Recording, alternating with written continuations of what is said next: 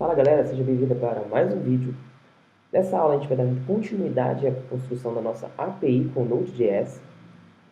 E na aula de hoje eu vou explicar para vocês como é que vocês fazem a conexão do Node.js com o MySQL, perfeito? Para isso, eu já criei um banco de dados aqui no meu computador chamado API Node e eu criei uma tabela usuários com nome, e-mail e senha, basicamente. Vai ser uma tabela bem básica, né? Nessa aula eu não quero abordar MySQL em si, sim a conexão do Node.js com o MySQL, tá?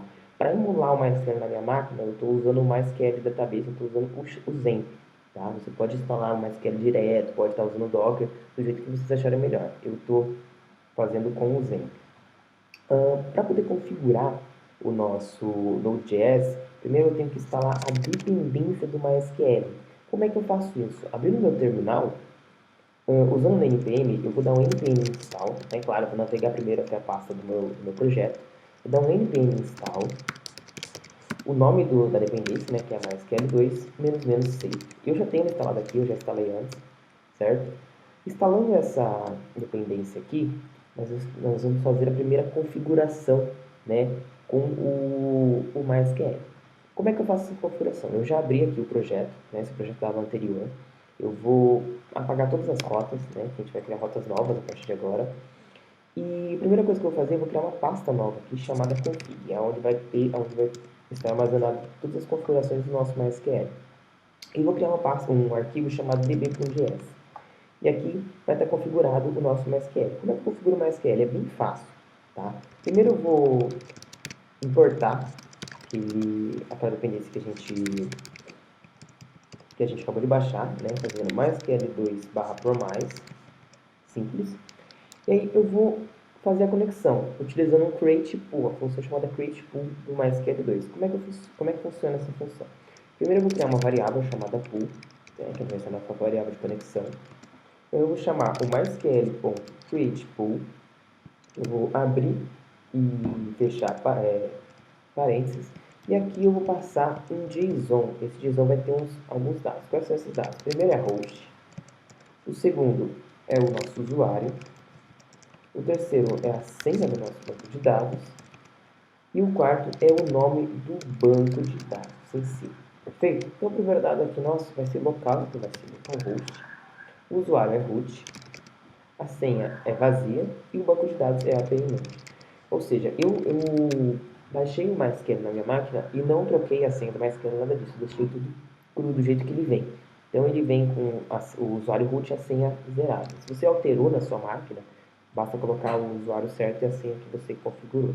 Tá? O próximo passo é exportar essa configuração. Então eu vou dar um módulo, .exports, e exportar o nosso pool. Nesse arquivo já está pronta a nossa configuração, certo? Então, a partir daqui, eu já estou conectado com o MySQL. A partir de agora, basta eu fazer todas as conexões, todas as chamadas, inserções e as queries. Como é que eu faço isso? Né? Então, agora a gente vai para a segunda parte da nossa aula. Eu posso fechar aqui. E aí, na aula anterior, eu ensinei vocês a fazer, por exemplo, colocar uma rota aqui, né, o nome da rota que você quiser, e passar a função direta aqui. Né? Só que fazendo dessa forma, imagine que você tem um projeto muito grande com cadastro de funcionários, cadastro de usuários, cadastro de fornecedores, cadastro de categorias. Então, isso aqui vai ficar muito maçante, muito cheio de coisa.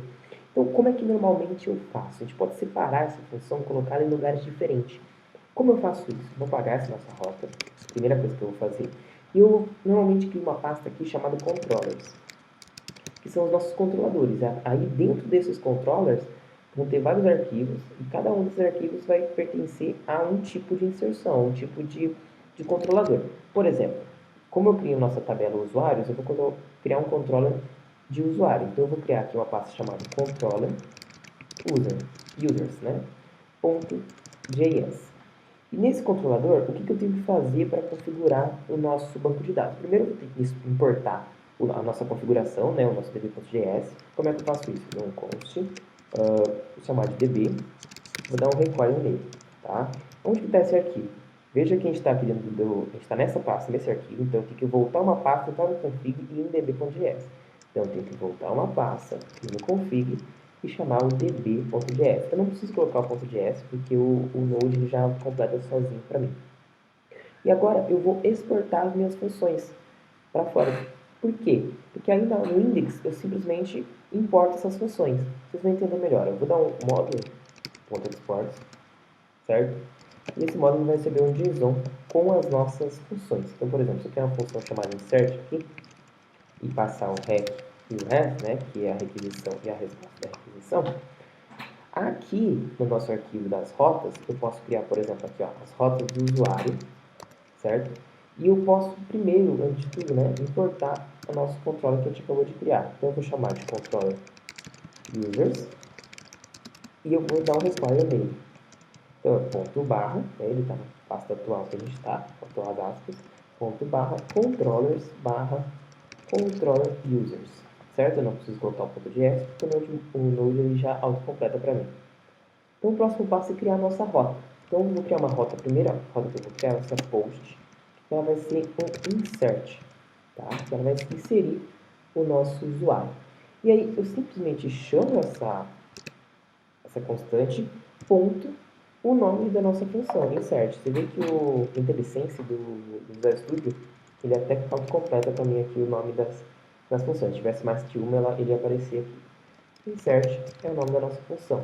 Então, a partir daqui, o trabalho de todo o trabalho da função vai ser aqui, né? Todo o trabalho de inserção vai ser aqui, toda a consulta, o select, tudo mais vai ser lá no nosso arquivo de controle e não aqui no nosso arquivo principal das rotas. E aí eu posso separar, por exemplo, funcionários, aí eu posso criar uma rota, por exemplo, post barra funcionários barra insert, por exemplo, então fica mais organizado, tá? É mais questão de organização mesmo. Então eu vou colocar, ao invés de barra insert, vou colocar usuário barra insert, para ficar mais organizado. E agora, aqui no nosso arquivo do controller, a gente vai começar a configuração para inserir o nosso usuário. Então, quais são as colunas, né, do nosso banco de dados da tabela do usuário? Nome, e-mail e senha. São esses três valores que eu vou puxar do body, né, do corpo da requisição, quando for enviada essa requisição. Mais uma vez, eu vou estar utilizando o Insomnia, né, para fazer esses testes, para a gente testar o nosso banco de dados, a nossa requisição, né, a nossa API, para não ter que ficar criando um projeto. Então, aqui no Insert, a primeira coisa que eu vou fazer é pegar esses dados do banco de dados. Eu vou criar uma variável chamada datas, né, que onde vai ter todos os dados para inserção, e esse dado vai ser o nosso nome, né, então vai ser rec.body.nome do cara. E aí eu vou repetir essas duas vezes, que a gente vai ter o e-mail também e a senha, certo? São esses três valores que a gente vai inserir. Então, criado esse JSON, a gente vai começar a inserir no banco. Como é que a gente faz para inserir no banco? Veja como é fácil. Primeiro eu vou criar um try-catch aqui, para ele verificar se não deu nenhum erro, né? E dou um console.log no erro. Se tiver algum erro, ele mostra no nosso terminal. E aí eu vou criar... primeiro, eu vou trabalhar com funções assíncronas, né? Para criar funções, o que são funções assíncronas? Né? As funções assíncronas, quando a gente cria uma função assíncrona no JS, né, no JavaScript, quando a gente lança uma requisição, né, e fica aguardando, por exemplo, se a gente faz um insert no banco de dados e aguarda o retorno do MySQL para poder prosseguir, a função assíncrona ela espera, né, ela faz uma pausa até essa resposta obtiver, senão ele pula para a próxima linha sem ter um retorno do nosso insert, do nosso select, e aí acaba atrapalhando o nosso código. Para fazer a função assíncrona é bem simples. Aqui o nome da função aqui em cima, eu simplesmente coloco um async escrito, e na hora que eu for fazer uma query, né, como é que eu faço uma query? Eu crio uma variável, eu vou chamar de response, e aí eu coloco uma await no começo, ou seja, que ele vai esperar. Né? E aí eu faço a nossa query. Como é que eu faço essa query? É bem simples. Eu vou dar um db, que é a nossa função aqui, ponto query, né? E aí passando aqui uma string, a gente vai fazer a nossa query do MySQL. Qual vai ser essa query? Ela vai ser bem simples, ela vai ser um insert. Insert into, o nome nossa tabela do banco de dados, vai ser usuários, né? Que é usuários, que a gente criou. E a gente vai dar um set, certo? Interrogação aqui. Né? Para a gente não ter que ficar se tretando, o nome vai ser X, o nome vai ser X, o e-mail vai ser X, o senha vai ser X. Se o nome do campo aqui, o nome da classe, né? O nome que você colocou no JSON for exatamente o nome aqui da coluna, ele já seta automaticamente. Então, isso é uma coisa boa para se padronizar. E aí, eu passando aqui no segundo parâmetro dessa query, né, que é uma função, eu passando o datas, ele já consegue verificar essas tabelas, nessas colunas, e inserir corretamente como a gente precisa. Fazendo isso, a gente já tem uma inserção no banco de dados, né? Só que, para a gente ter um retorno, eu vou dar uma response bem simples aqui, um response.json, e vai retornar o nosso response. Beleza. Fazendo isso, eu já tenho um insert no banco de dados, ele já vai inserir nossos dados, e a gente já pode testar. Como é que eu faço esse teste? Primeiro eu tenho que iniciar, né, a nossa API. E dessa vez eu vou iniciar um pouco diferente essa API. Na aula anterior, eu iniciei direto com Node e o nome do index.js. Isso funciona. O problema é que eu tenho que ficar toda hora parando, toda hora que eu alterar alguma coisa no código, eu tenho que ficar parando e iniciando de novo o nosso API. Isso é um pouco chato, é um pouco maçante. Existe uma dependência, né, um plugin, mini framework dentro do Node.js, né, chamado Nodemon, que ele auto-reseta a API, né, ele para e start sozinho quando tem uma alteração de código. Então a gente vai instalar o Nodemon, né, para instalar o Nodemon eu dou um npm install Nodemon -save. Né. Instalando o Nodemon, vamos esperar um pouquinho, instalar o Nodemon. Instalando o Nodemon, ao invés de a gente iniciar o nosso projeto com Node, o nome do arquivo index.js, a gente vai iniciar com Nodemon. Só que eu vou explicar para vocês uma outra função do package.json, que é muito bacana. Então, está instalada a nossa função, a nossa dependência. Se eu vir aqui no nosso arquivo package.json, eu consigo ver aqui as dependências, né? Como eu falei na aula anterior, o package.json ele controla os pacotes, né? Ele controla as dependências. Então, aqui tem o nosso Express, mais MySQL2 que a gente instalou nessa aula, e o Nodemon, e aqui são as respectivas versões. Só que ele também consegue rodar scripts. Como é que funciona isso? Eu posso passar, por exemplo, aqui, ó, como isso aqui é um JSON, eu posso passar, por exemplo, uma função chamada start, que é para iniciar o projeto. E como valor dessa chave, eu posso colocar o Nodemon e o nome do nosso arquivo, o index.js. E assim, dessa forma, o que eu consigo fazer? Eu consigo dar um npm start, que ele já vai rodar essa função para a gente. Então, ao invés de escrever Node, ou index.js, a gente dá um npm start, ele já roda esse script para a gente. Deu um erro aqui, vamos dar uma olhadinha nesse. Eu tinha passado aqui a função com parênteses, né? Não precisa passar parênteses, porque a gente não dá para passar a função, a gente não vai passar parâmetro nenhum, parâmetro automaticamente passado. Então eu tenho que tirar essas parênteses, né? Não passo parênteses. Tá. O próximo passo é a gente iniciar, certo? Ó, veja que quando eu altero alguma coisa, por exemplo, eu vou alterar aqui, dar um enter aqui e alterar, ele já inicia sozinho para mim a API. Então eu não preciso ficar toda hora ressaltando a API. Isso já é uma coisa que agiliza o nosso trabalho. Tá. Agora vamos testar essa nossa API. Então eu vou aqui no meu Spinner, perdão, no meu Insomnia, e vou criar uma nova requisição. Essa requisição vai se chamar insert. E ela vai ser do método post, perfeito?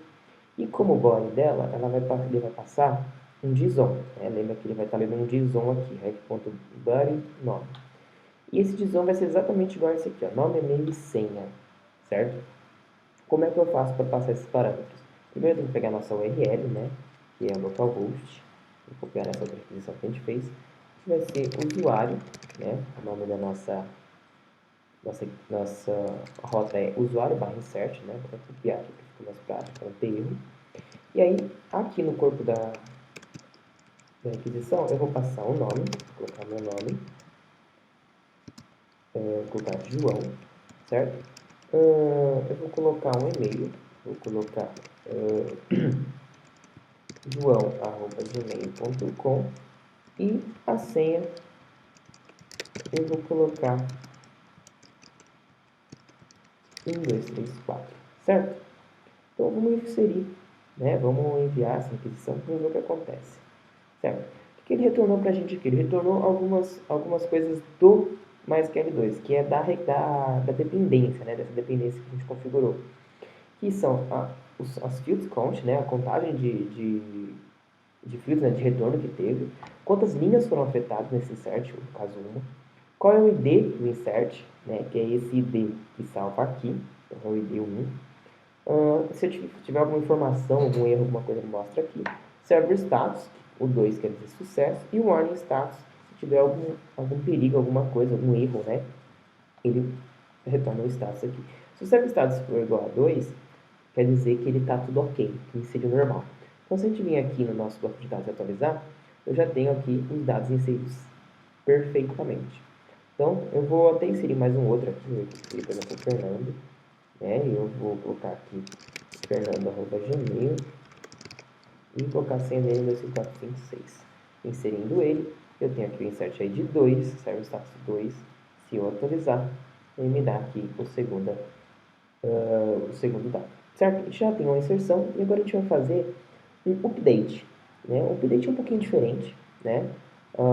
Eu vou até criar aqui já a função async, né? Colocamos async update, passar já nossos rec e res, e perfeito. A gente vai criar a nossa rota. Eu vou copiar essa aqui. Normalmente para rota de alteração, a gente usa o método put, a requisição, que é o de alteração. Então eu vou dar um usuário barra update, né? E controle user update. Perfeito. Então a gente já tem a nossa rota criada, basta a gente criar o nosso parâmetro. Qual será a diferença do update para o delete, para o insert? Basicamente é o seguinte: no update a gente vai passar um parâmetro a mais, só que esse parâmetro vai ser pela URL. Que parâmetro é esse? Vai ser o ID do usuário, né? O ID do usuário que a gente quer alterar. E aí basicamente o corpo é igual. Então o que eu vou fazer? Primeiro criar uma variável ID, e ela vai receber requisição params, que vai ser o parâmetro da URL, chamado ID, que a gente acabou de criar ali na nossa rota. O corpo vai ser igual a esse, vou até copiar aqui para não ter perigo, certo? E o nosso update vai ser quase igual a esse daqui, ó, essa target. Posso até copiar essa target. A diferença é o seguinte, é que aqui, ao invés de insert, vai ser um update. Então vai ser update, o nome da tabela, usuários, set, certo? Com interrogação, onde, certo? Perfeito até aqui, o ID seja igual a interrogação. Então veja que agora a gente está passando dois parâmetros. Né? A gente está passando o set, que vai ser o primeiro parâmetro, e o segundo, que vai ser o ID. Como é que eu faço para passar ele aqui? Né? O que eu faço? Então eu recebi da requisição o nome, e-mail e senha. Né? Eu acho que tem até um problema, nome, e-mail e nome. Olha, está recebendo um nome aqui, e não a senha, isso porque o nome que eu coloquei aqui, ó, recebendo é nome, não senha. Então se eu inserir de novo aqui, agora consertou. Tá? Me desculpem por isso. Então, eu estou recebendo aqui nome, e-mail e senha, perfeito. E aí eu tenho que verificar se a ID é igual àquela. Então eu vou dar um update, né, no usuário que tem o ID igual ao ID que eu passei pela URL. Então o que eu faço? Eu passo como segundo parâmetro aqui nesse colchete o ID, que aí esse é o primeiro, ele pega o datas, esse é o segundo, ele pega o ID. Basicamente isso já faz a gente conseguir dar um update no nosso MySQL, na nossa tabela. Como eu vou fazer isso? Vamos testar a nossa aplicação. Eu não preciso, né, parar ele iniciar de novo, porque ele já inicia sozinho. E a gente vai criar aqui uma nova requisição. Eu vou dar um duplicate nessa requisição aqui e chamar ela de update. E aí, eu vou, ao invés de push, vai ser put. E aí aqui ela vai ser update, certo? E o ID que eu quero alterar. Vamos pegar um ID aqui, vou pegar esse 2 Fernando, que está com a senha com o nome dele, e alterar essa senha dele, por exemplo. Então, eu vou passar o 2, que é o Fernando que eu quero alterar, né? E aí eu vou simplesmente passar o mesmo corpo, nome, e-mail e senha, né? Veja que aqui o 2, Fernando, está com a senha Fernando, e agora ele vai ficar com a senha 2, 3, 4, 5, 6. Se você der um send, ele vai dar uma outra resposta para mim. Como é um update, a resposta é um pouquinho diferente. Ele fala quantas linhas foram afetadas, a info, né? Quantas rows, né, foi afetada, quantas rows foram alteradas e quantas rows foram alteradas aqui embaixo também. Então, se eu vir aqui na nossa tabela e atualizar, veja que eu atualizei o cara número 2 aqui, o Fernando. Então, por exemplo, vamos fazer mais um teste. Vamos alterar o número 1, certo? Número 1, e esse é João Gabriel, né? E o e-mail dele coloquei João, agora vai ser João Gabriel o nome. E o e-mail vai ser joão@gmail.com, a senha vai ser joão123. Então, se eu enviar, eu passei aqui o ID1, então ele alterou exatamente o ID número 1. Colocou João Gabriel no nome e na senha joão123. Certo? Nós fizemos o insert e o update nessa aula. Na próxima aula, a gente vai fazer o find all, que é para listar todos os dados de uma única tabela. O find by ID, que acha um único dado, né? Acha todos os dados de um único usuário.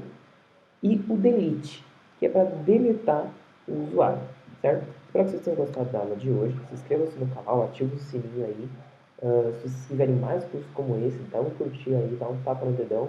E é isso aí. Até a próxima aula. Tchau, tchau.